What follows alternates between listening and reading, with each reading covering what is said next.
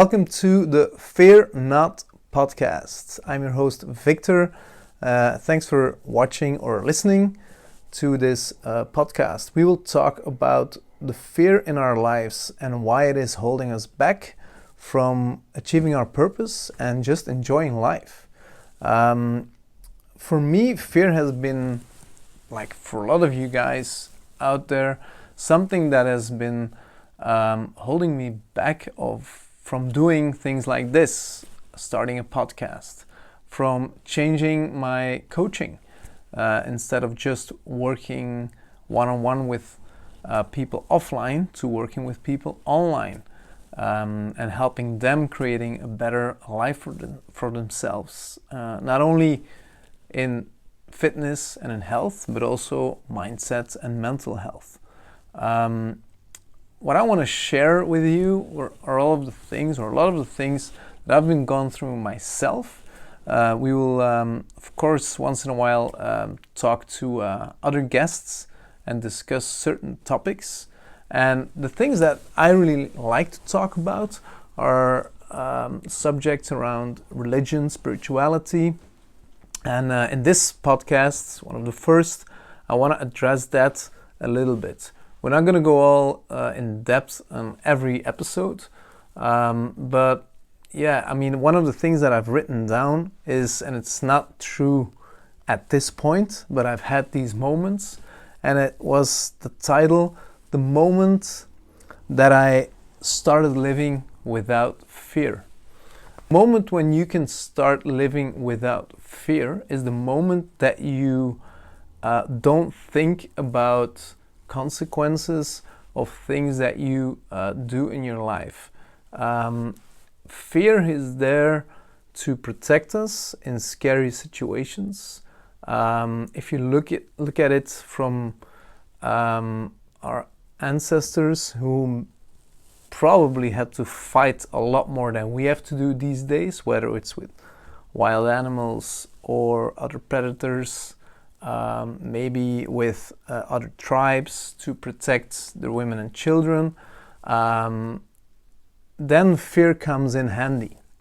So when you are out on your own, whether it's in busy streets or in a place that you've never been before, or in the forest, and something scares the crap out of you, then fear becomes something that you need. Now, depending on who you are and your personality, there's a lot of things that will or won't happen. The best situation for you is that you run, so you flee from whatever you're scared of, or you fight it. But some people would freeze, and freezing is not the best option when you're under attack, or when you're really scared of something that would possibly happen. So, and that could be different for different people in different situations.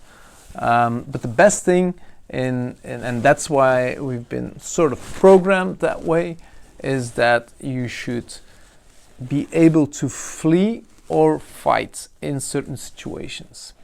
But the thing is, fear in our society these days is something that is not natural. The media, the big religions, salesmen, marketing, a lot of the communication that we see on a daily basis is filled with some kind of fear. You're not good enough. You have to have this and this and this, otherwise you're not successful. You have to have certain degrees or a certain job or a certain business. You have to be successful at 20, 30, 40. You need at least like $1 million in your bank account at the age of whatever. And all these things, what they do is they make you compare yourself to other people. So it's not that I don't always want to say they, because who are they? But in general, the big corporations, the media, a lot of the marketing copy and salesmen out there will use fear as a manipulative tactic to make you do certain things, or make you want to buy certain things, or let you vote for someone, and so on and so on. And so this is a very, very wide subject. And why do I want to discuss it? Because I believe that in talking to, well, like thousands of people over the years in my coaching and consulting business, is I found that a lot of the reasons why people or don't make decisions, or make wrong decisions. Well, there's not something like a really wrong decision, because normally you can always learn, but or why people are scared of doing certain things.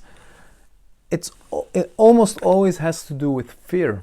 And if I look back, and that's one of the things that I would shortly want to discuss today, is that in my upbringing, in my youth, as a teenager, I grew up in a very religious environment. So we went to church on a regular basis. We attended like big events. We were surrounded by fellow Christians, and the environment in Belgium is very different than if you would compare it to the United States, even the Netherlands, Holland, because we were a Catholic country at one point, but we were raised Protestant, or more like Pentecostal. If you know that, that's fine. Charismatic, whatever, all these different denominations. And the thing is, in this belief system, and we still see that not only in Protestant religion, but in other Christian religions or denominations. But we also see it with Muslims, a lot less with Jews. But you are scared into the idea that if you don't believe the right things, you will not make it to heaven, right? So I will talk about these things quite a lot. Why? At this point, I'm even teaching religion in a high school, but I see it as sort of my obligation to bring them a more nuanced story than what the big religions, and especially in Protestant religion, have been telling us all these years. Because that's the thing. If you grow up and you believe that if you make wrong decisions, if you don't believe the right thing, if you've not been baptized, or all the other requirements that some people would tell you that you need to do in order to be saved, then if you die, you will spend eternity in hell. And hell is not a place that you want to be in. I've believed that for a very long time. And I can remember when I was a teenager myself, that I was scared at moments for myself, and I sort of quickly repented. But I was also scared for like my friends, and I've never understood this idea. I was like, how is it possible that on one hand you have this loving God that wants to help you, wants to show you unconditional love through his son Jesus Christ? Well, that's the story. But on the other hand, if you don't make the right decisions, if you don't believe exactly what the people in church tell you to believe, you will burn in hell forever. And forever is like something that you cannot fathom. And that's how I teach it to my kids. you have this small space, let's say like your thumb. That's your life on Earth. Let's say 80 to 100 years if you're lucky.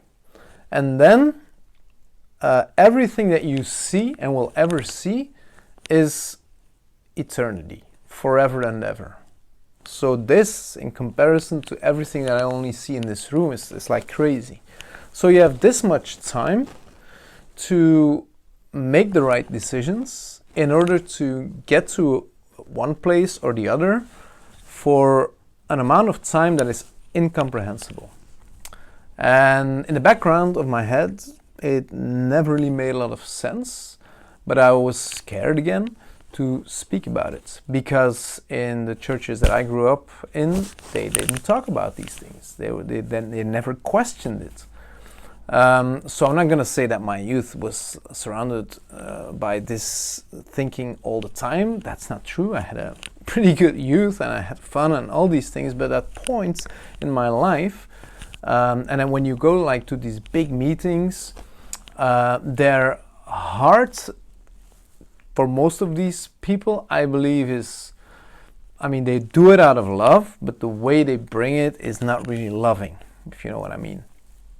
And that's a big point that I've been really deconstructing and reconstructing in my life over the past 4 or 5 years now. Luckily, I've not raised my own kids in the same way. Yes, they went to church for a little while, and yes, they've learned some good things out of the stories in the Bible, and seeing Christ as someone that has done a lot of good things and that can show us how we should treat each other, because I still believe that is a big deal. But on the other hand, that it's not I don't want to scare them into anything, you know. And yeah, I mean, the thing that I like to compare myself to when it comes down to fear, when it comes down to making decisions in your life, as for my kids and other teenagers and even grown-ups like myself, is that we have this God, yeah? And the Bible and in Judaism, and I believe in Islam too, it's like a male father figure, okay? I don't see that right now, but that's how it's shown. So it is shown as a father figure. And I myself am a father, yeah? I believe that I try to do my best, and I try to do the things that I believe a good father should do, but I do make a lot of mistakes, of course. I sometimes am too angry. I often have difficulty in controlling the way I explain certain things when I get agitated and so on. Hopefully I'm not alone in this, but that's just how human beings sometimes deal with certain things. And I'm learning every day from my kids too. But that's another story. Now, if I know that I'm just an earthly father trying to do his best and making a lot of mistakes, then you have this fatherly God figure that we, or at least all Christians, and I believe in the broader spiritual world, most would see God as all loving, yeah? Whether it's like a father figure or not, it's all loving. So there's nothing wrong. There's nothing bad in that God figure. Okay, just, I mean, hear me out. Okay, I'm getting to the point. So my 2 daughters, I've explained this to a lot of people already. They can make the most horrible mistakes, do the most horrible things in their lives, and I'm guessing they're not going to do that. But if they would, I'm their dad. I'm not gonna love that they do certain things, of course, because sometimes with things that people do, you don't like, what they're doing. But it doesn't mean that I would not love them anymore, because they are still my kids. They're my daughters.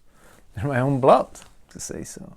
So if me as an earthly father full of mistakes can make this judgment, can make this or look at these situations with more love, to say so, than our God in heaven, the all-loving, unconditional love in itself, the source of all, then that would mean that I'm better than my Creator.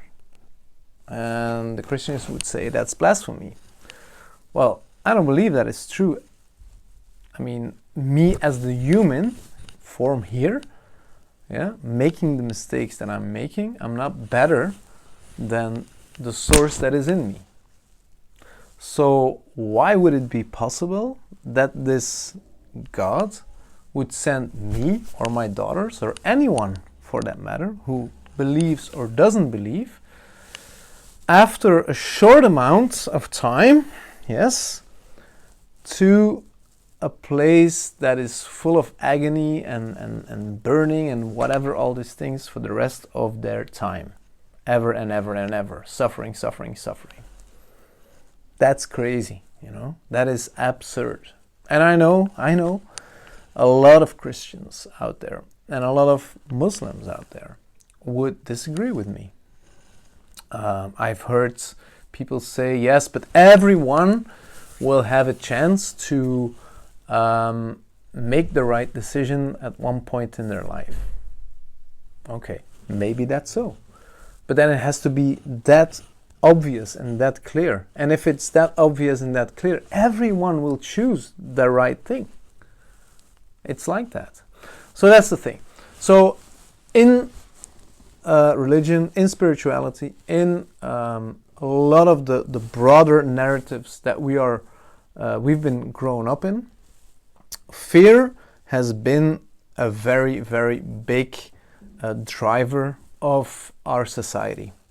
And that's why this podcast, I want to go on this journey together with you to find out how we can find ways, how I can help you find ways to live a different life, to leave the fear, let go of the fear, and start living with more joy, with more compassion, with no comparison to others, with happiness. And it's easy and it's a simple thing when you say it like that.